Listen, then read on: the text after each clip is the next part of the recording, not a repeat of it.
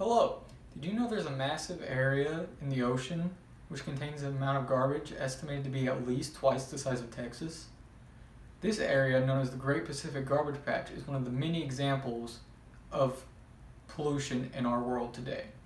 According to Gianni Evers from National Geographic, in July of 2019, no one knows how much debris makes up this garbage patch, and it's too large for scientists to trawl or examine, which shows the massive amounts of pollution that are in the world today.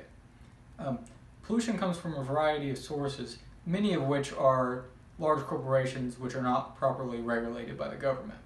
Everyday people still contribute to this problem as well, which is why I believe that everybody should take some steps to help with solutions to solve these problems. Many people don't consider these problems to be very serious, or maybe just don't consider them to affect them personally, so they don't take part in the solutions. First, I'd like to detail some of the problems with pollution, then the causes of these problems, and finally I'd like to tell the solutions to these problems that everybody should and can take part in. The pollution comes in several different shapes and forms, but I'd like to talk about the two main ones. There's garbage pollution, like the garbage patch, and air pollution, like global warming. Garbage pollution involves when non-biodegradable materials are integrated into an ecosystem, whether on accident or on purpose.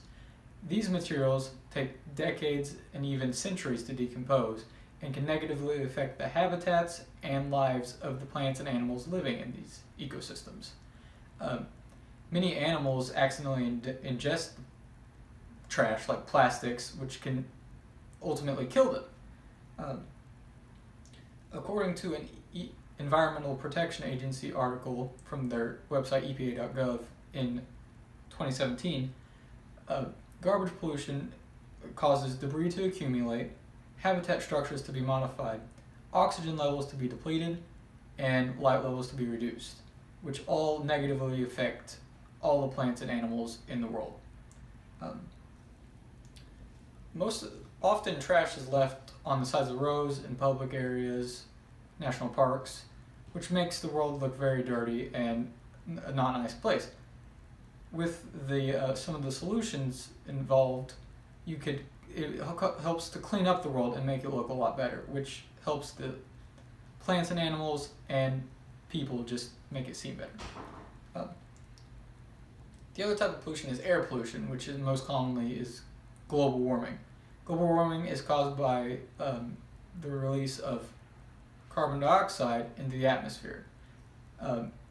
Carbon dioxide then weakens the ozone layer, which is the main layer of the Earth's atmosphere, which protects against the sun's harmful rays. These rays then heat up the Earth and destroy habitats and negatively affect everyone on the planet. Another side effect of air pollution are acid rain and smog, both of which can have negative side effects. Yasmini Hamdani states in a 2020 BBC interview that air pollution can lead to cardio and respiratory diseases and has links to dementia and diabetes, as well as negative lung development in children. All of these factors help show that pollution is very bad for everyone on the planet. Now that you know some of the problems with pollution, I'd like to detail some of the causes behind why these things happen. The main cause of garbage pollution is, in most cases, simple carelessness or improper disposal of garbage. Trash is most commonly taken to landfills where it is disposed of properly, but many people produce lots of trash, and this trash doesn't always end up in the right place, and when it ends up in the wrong place, it affects the ecosystem negatively. Another cause of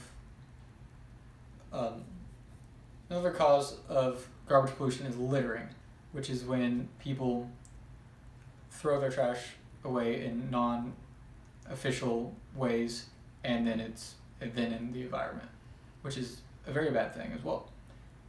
The main cause of air pollution for most people is their carbon output. Carbon dioxide is released by the burning of fossil fuels such as gasoline, and as you know, people use cars to get where they're going, and cars burn gasoline, which then releases carbon dioxide. Some people also burn their trash, which can release harmful chemicals and toxins into the air, which also contributes to sometimes acid rains or smogs. You may not think you can make a difference in such a big issue as these, but every person contributes, and every person can make a difference, which is why I would like to now detail some easy solutions that everyone can take part in. An excellent solution for reducing garbage pollution is to recycle. Recycling involves taking old non-biodegradable materials and repurposing them or remaking them into something new. An example of this would be to take a can like this and take it to a recycling center, and they will melt it down and reform a new can out of it, creating no waste. Or you can take a glass jar like this and simply clean it and repurpose it to package a new product in.